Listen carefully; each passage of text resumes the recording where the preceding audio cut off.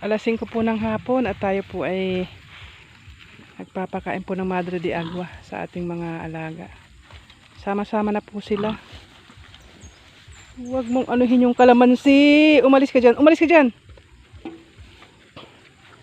Yan po ang Madre de Agua.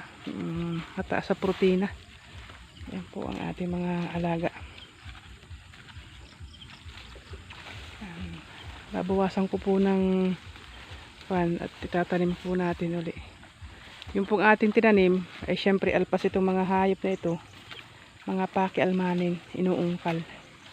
Kaya po yung aking bagong tanim ay tubo na, ay nabaliwala.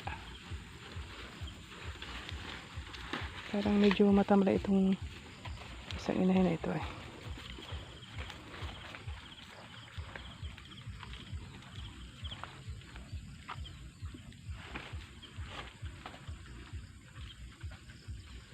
Ito po ay buntis na.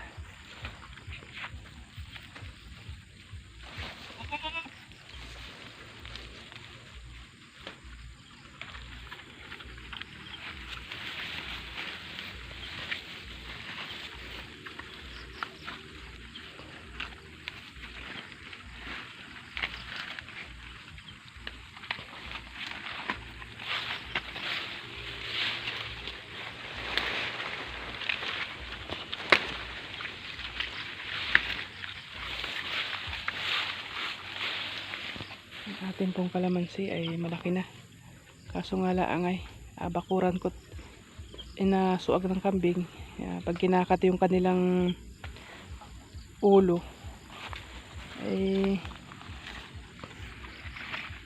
dyan nagkakamot. Ito ang ating mga alaga.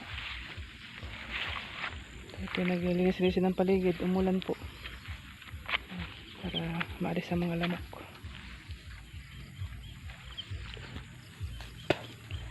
Ang bahay ng kambing po ay under pa rin, repair. Hindi na mapagtuunan ng pansin.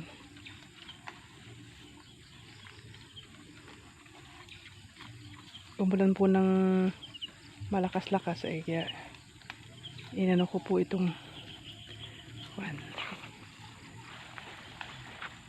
ating kalamansi.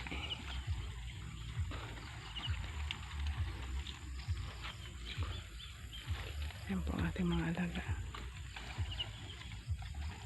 Papakabuhay. Sayang yung ating isang inahin.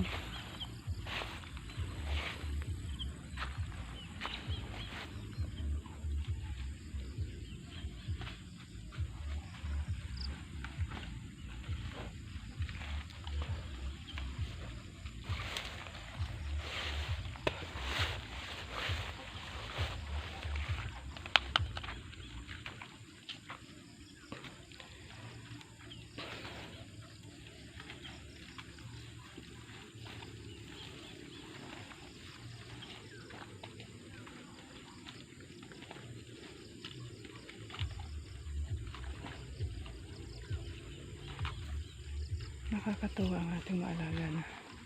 Hindi ko lang alam kung saan nagangitlog itong patong ito.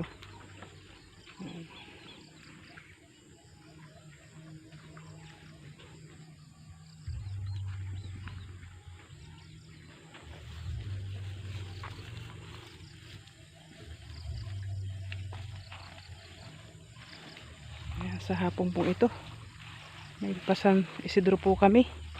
Hindi po natin pwedeng pabayaan ang ating mga alaga. Kaya ay alaga po muna bago ang lahat. Importante sa atin. Alaga po muna bago ang lahat.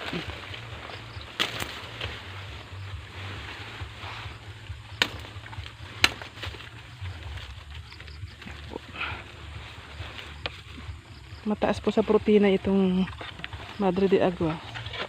Nagpaparami po tayo ng mulberry.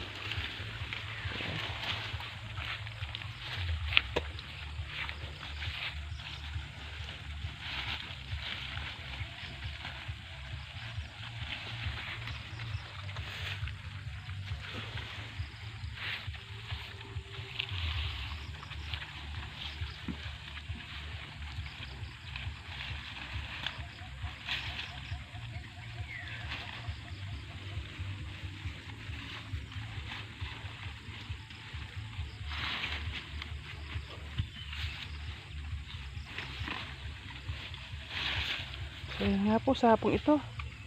Pagpalang araw po. Ito po tayo sa ating mga alaga.